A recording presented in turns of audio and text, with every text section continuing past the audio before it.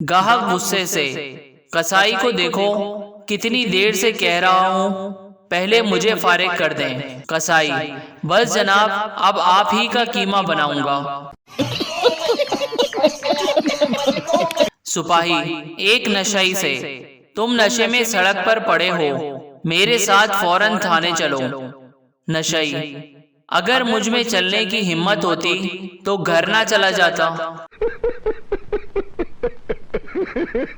ایک شخص اپنے دوست سے باتیں کر رہا تھا: اگر تم میرے پاس آؤ تو یہ لو ایڈریس اور آ کر گھٹنوں سے دروازہ کھٹکھٹا لینا۔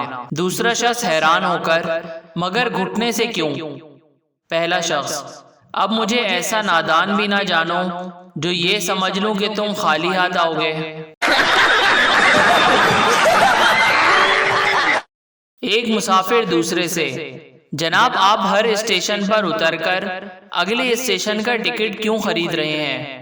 دوسرا: جناب، مجبوری ہے، ڈاکٹر نے لمبے سفر سے منع کر رکھا ہے۔ Subscribe now